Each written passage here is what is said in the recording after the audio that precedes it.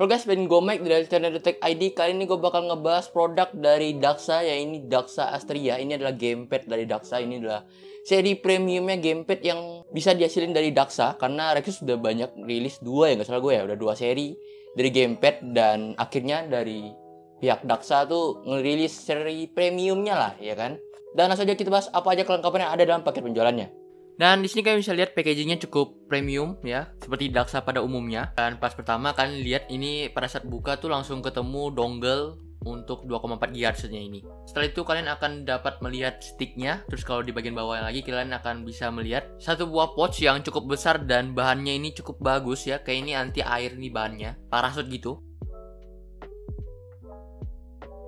Terus kita tentunya dapat satu buah kertas garansi, kertas manual, dan harusnya kalian dapat kabel, tapi gua di sini hilang ya. Sorry banget buat Daxa dan penonton di Tech ID karena kita ngilangin satu buah kabelnya ini. Ya di studio ini lagi banyak kabel jadinya ya hilang ya intinya. Sorry banget. Tapi intinya ini adalah kabel Type C ke USB Type A. Gambarnya seperti ini. Dan setelah kalian sudah lihat apa aja kelengkapan yang ada dalam paket penjualannya, lanjut kita bahas ke desainnya dulu.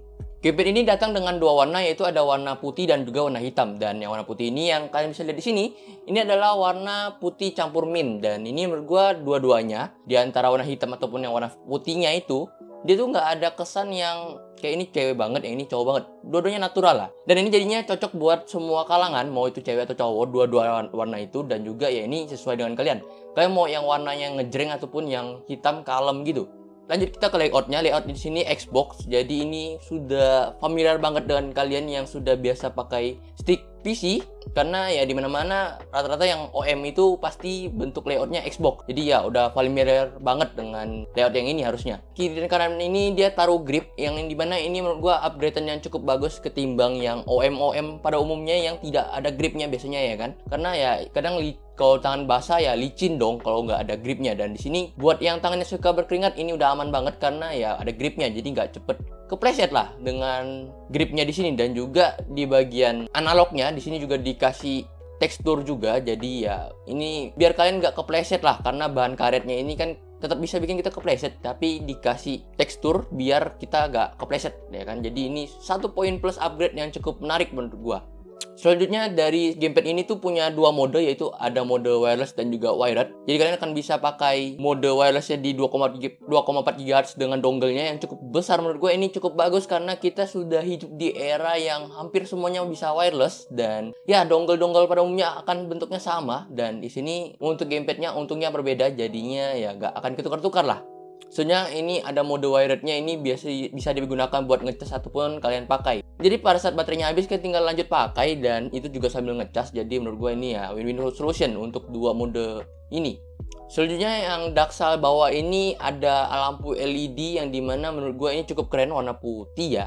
Dan cocok banget dengan paduan warna mintnya. Jadi ya kesan estetikanya jadi lebih keren ya kan.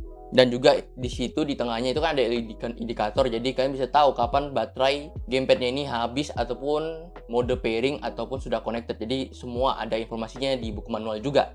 Jadi kan tinggal baca buku manual terkait lampunya, kalau kedip itu lagi pairing, kalau dia menyala diam itu berarti sudah connected, dan kalau kedap-kedip padahal udah connected itu berarti baterainya sudah mau habis ya kan. Pairing pokoknya kedap-kedipnya beda lah, yang pairing dan juga yang modenya habis gitu. Gamepad ini juga datang dengan dual vibration. Jadi gue main FIFA itu ada kerasa kalau nabrak pemain lain tuh ada getarannya. Dan juga kalau ini sih enaknya buat game balap juga ini kalau ada vibrationnya. Tapi ini nggak semua game support. Jadi tergantung game itu support untuk vibrationnya atau enggak. Selanjutnya kita bahas untuk tombolnya. Di sini kalian ada lihat tombol turbo mode nih. Ini tombol yang biasanya banyak ya kan di pasaran. Ya dimasukin juga ke Daxa ini cukup bagus karena membuat kalian lebih nyaman dan lebih ya agak capek untuk ngeklik tombol itu kalau mau di tap-tap. Apa sih gunanya tombol turbo ini ya kan? Nah, buat yang nggak tahu nih, gue jelasin nih. Contohnya kalau kalian pencet tombol turbonya ditahan terus pencet X, jadi tombol X itu bakal di spam terus secara otomatis tanpa kalian sentuh lagi. Dan ya itu berfungsi banget buat game fighting ataupun game mancing. Itu penting banget sih gua. Ya mungkin kalian nggak ada yang main game mancing, tapi gue main game mancing itu. Selanjutnya bagian belakang LT dan RT ini cukup nyaman, pegasnya feedbacknya enak banget. Jadi ya buat kita yang pakai gamepad ini udah gak perlu ragu lagi lah ya. Untuk masalah kenyamanan, pencet LT dan RT selalu lah paling enak layout Xbox sih menurut gua ya, ketimbang layoutnya PlayStation, karena ya bentuknya kayak pegas gitu dan feedbacknya tuh lebih enak ketimbang yang lainnya. Dan menurut gua kalau buat dipakai main balapan ataupun gue sih cobanya pakai FIFA ya, itu rasanya enak lah pokoknya. Dan tombol LT dan RT-nya juga ini bisa dipencet setengah aja. Jadi gue dapat kabar di sini ya, kalau tombolnya itu bisa dipencet setengah aja. Jadi ini kayaknya berfungsi buat game balapan ya menurut gue ya. Karena kalau game FIFA, kalau kalian pencet setengah juga nggak ada ngaruh ya kan, tetap lari pemainnya gitu. Selanjutnya ini ada namanya New Hall Magnetic Sensor. Ini gunanya apa nih? Ini ada di analognya kalian. Jadi dia bakal lebih presisi, dia bakal lebih akurat untuk analognya. Dan juga ini ada hal lainnya yang menurut gue ini cukup penting dan harus gue kasih tahu ke kalian. Karena New Hall Magnetic Sensor ini juga bisa menghindari namanya drifting, minimalisir namanya drifting pada analog ya. Karena kalau yang biasanya nggak pakai fitur ini, itu dia cenderung biasanya suka gerak sendiri di pemakaian yang jangka panjang. Jadi ini enak banget buat jangka panjang. Jadi kalian tuh gak bakal namanya terkena error-error seperti itu. Itu meminimalisir ya, meminimalisir hal-hal error seperti itu. Dan kalian bisa cek di internet ya, banyak banget namanya stick drifting. Itu udah sering banget lah terjadi dalam gamepad, dan ini tuh untuk meminimalisir hal tersebut. Itu mungkin juga bisa disengajakan sama perusahaan-perusahaan tersebut, karena ya kalian bakal ganti gamepad terus gitu. Jadi ya itu menguntungkan buat perusahaan. Menurut gua sih gitu ya. Dari perspektif gua, ini perspektif kalian masing-masing lagi. Tapi menurut gua ya ini solusi yang bagus dari Daksa biar orang pakai gamepad ini tuh bisa buat jangka panjang juga ya kan. Karena ini juga seri premium, seri Daksa, jadi ya nggak mungkin kasih yang setengah-setengah lah. Selanjutnya untuk baterainya di sini 600 mAh, dan untuk pemakaian 3 hari masih belum habis ya, 3 hari. Belum habis sih, malah habisnya di 3 hari berarti ya. Gua pakai itu dari jam 7 jam 8 sampai jam 1 malam buat main FIFA itu ya. Gue main yang ini ya, manajernya ya, tapi ya itu juga sama aja habisin baterai sih ya, habisin baterai banget itu. Dan itu gue pakai dalam kondisi tidak nyala LED, karena gue gak butuh sih LED, karena kita main fokusnya ke layar. Jadi ya menurut gue itu hanya untuk bagian estetika aja, gak penting banget buat fungsinya, jadi gue gak pakai ya.